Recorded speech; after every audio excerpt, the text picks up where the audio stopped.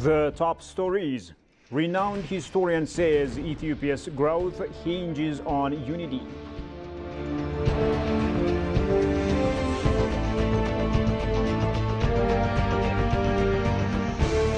And veteran diplomat asserts Ethiopia's right to direct sea access under UN law.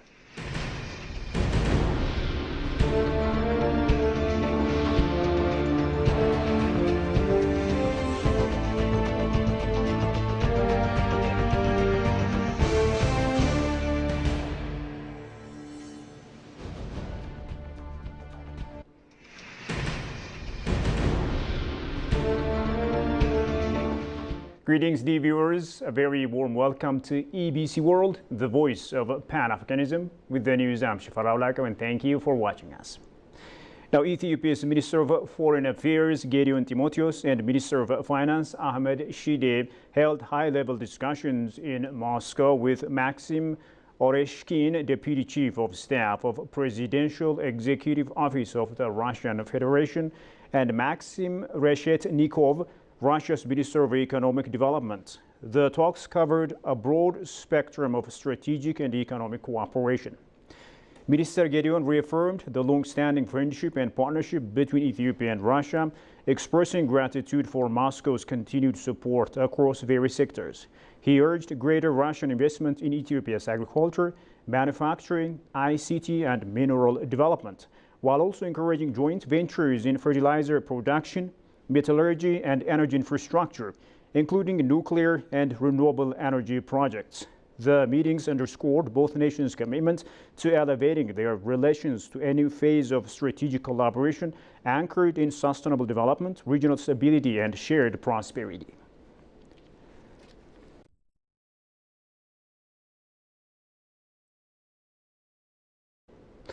Ethiopia's Minister of Health, Dr. Mekdes Daba, has urged African governments to place surgical care at the center of universal health coverage, calling for bold leadership, innovation, and sustained investment to transform the continent's surgical systems. Opening the Pan-African Surgical Healthcare Forum in Addis Ababa, she emphasized that surgery is not a luxury, but a lifeline integral to resilient and equitable healthcare.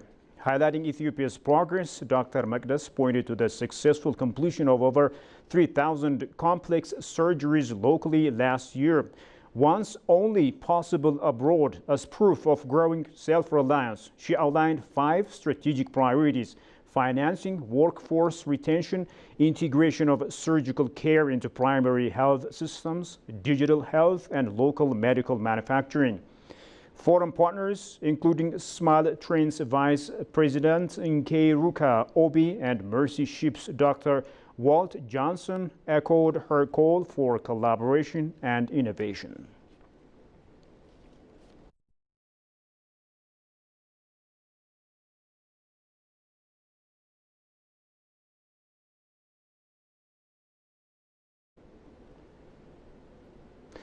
Moving on, Ethiopia's future prosperity depends on the strength of its national unity, Tamrat Haile said today. A historian by profession, Haile stressed that unity must be placed at the forefront of Ethiopia's development priorities, calling it the foundation of success across all sectors. He noted that the absence of strong institutions and structural continuity has long hindered the country's progress, preventing the steady accumulation of achievements needed for sustained growth. He cautioned against the tendency to dismiss or restart development efforts with each new administration, describing such an approach as counterproductive. Kasaun Chane reports. Tamrat Haile, distinguished historian, underscored the critical importance of national unity as a cornerstone of Ethiopia's future success. He explained that the lack of a strong institutional and structural continuity has long impeded Ethiopia's economic growth and development. This persistent weakness, he noted, has prevented a steady accumulation and progress necessary for long-term stability and advancement, stressing that associating national progress with efforts of past or present administrations demonstrations is misguided. Tamrat went on to urge Ethiopians to focus on building upon development or gains already in motion. For Ethiopia's success, unity must take top priority. For years, institutional and structural challenges have stifled growth. It is futile to keep restarting every time leadership changes.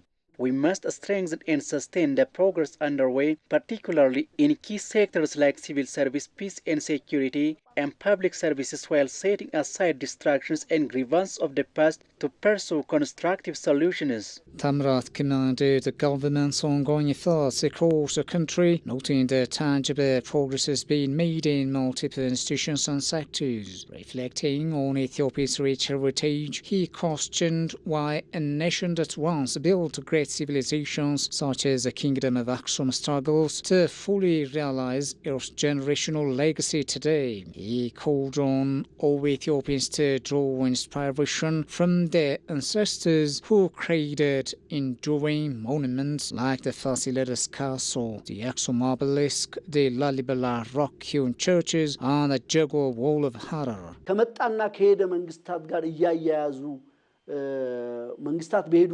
Our forefathers achieved extraordinary feats through unity and shared vision. If we stand together with that same spirit, we can ensure Ethiopia's growth and secure a prosperous future for generations to come. As Ethiopia's population continues to grow, so too does the demand for resources, trade routes, and economic opportunities. For Ethiopia, access to the sea is not a privilege. Rather, it is a necessity for national survival, prosperity, and long-term stability. Speaking to EBC World, Brukhailu Basha, a veteran diplomat and policy advisor, affirmed that under the United Nations Convention on the Law of the Sea, Ethiopia has every right to secure direct access to the sea. Tigistanesa has more on that. Ethiopia's rapidly growing population has made access to the sea not a luxury, but a vital necessity, a matter directly tied to the nation's survival and sustainable development. Speaking to EBC World, Ambassador Brukhailu, veteran diplomat and policy advisor, emphasized that throughout much of its history, Ethiopia enjoyed direct sea access to the sea, and under the international law, the country still holds the right to reclaim that access. Ethiopia, which has lived for thousands of years as a country with a long history, rich history of culture going back to 3,000 to 5,000 years, has always been a country with sea access. So Ethiopia is not a landlocked country. Ethiopia has become a landlocked country since the last 34 years.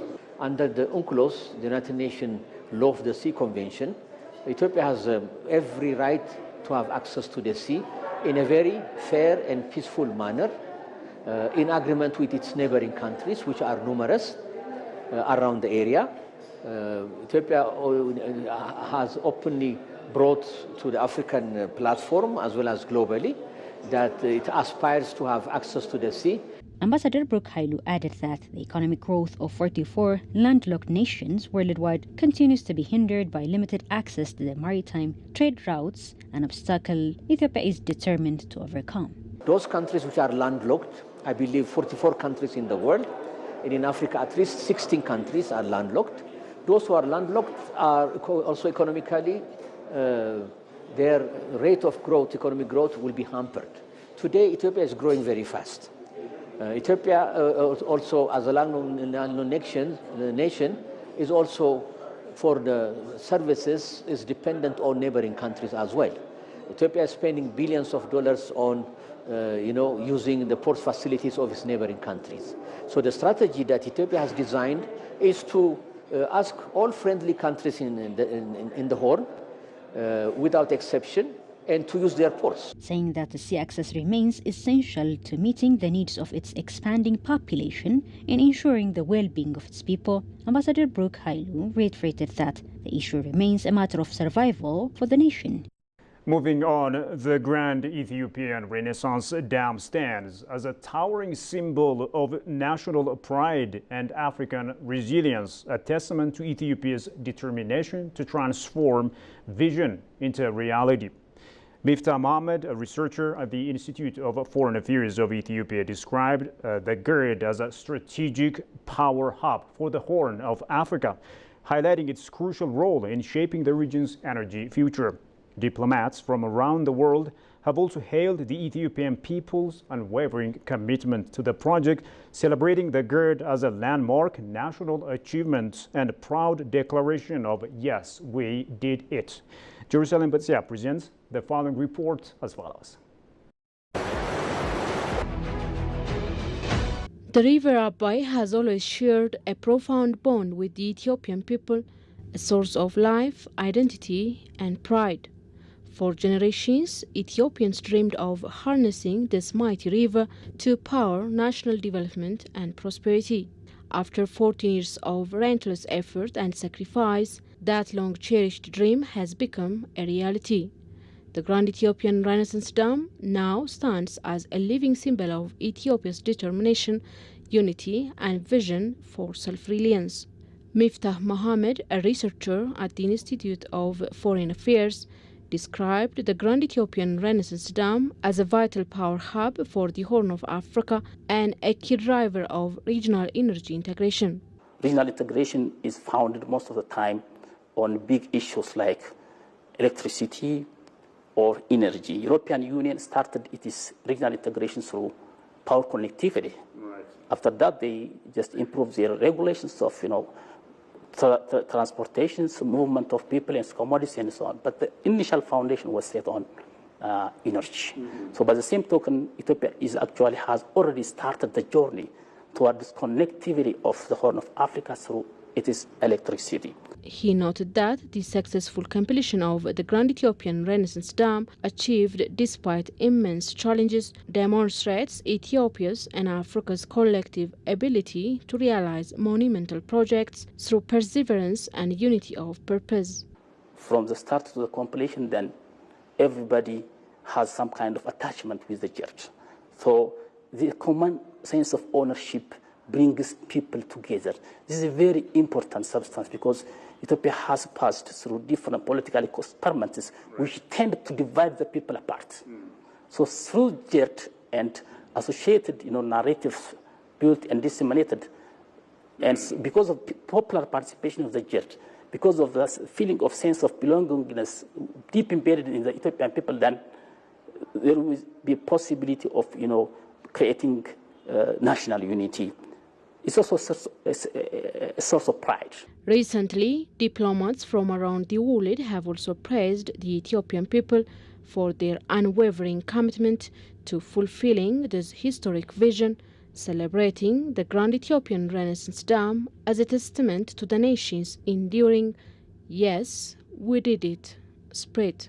This dam was made by the contribution from the people of Ethiopia, from all walks of life, from all regions, from all faith, from all religious belief, from all political party. They contributed to make the dam. So it's a matter of confidence. It's a matter of national pride that, yes, we can do it. When we are together, we can make great things. So the confidence and the pride that is being achieved by the people of Ethiopia through one single dam is enormous. So this is the first implication, that you have your own confidence and faith that we can do it. It's a great dam. Promotes your energy. It's going to house your energy in the region.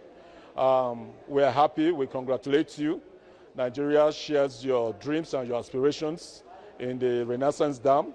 And we believe that it's going to contribute to the energy output in the whole of the region, not just in Ethiopia and in the Greater Nile.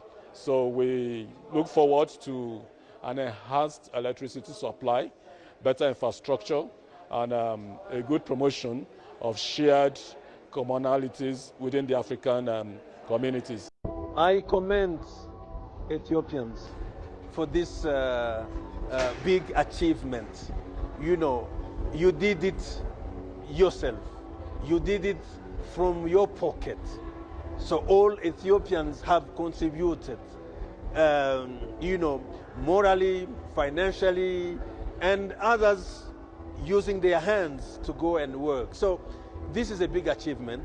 Meanwhile, the Ethiopian government continues to expand and modernize the national power sector through major investments in generation, transmission, and distribution. These initiatives form part of Ethiopia's broader strategy to achieve universal electric access by 2030 and strengthen its position as a regional energy hub in East Africa.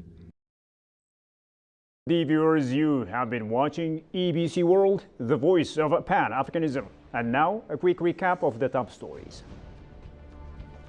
Renowned historian says Ethiopia's growth hinges on unity.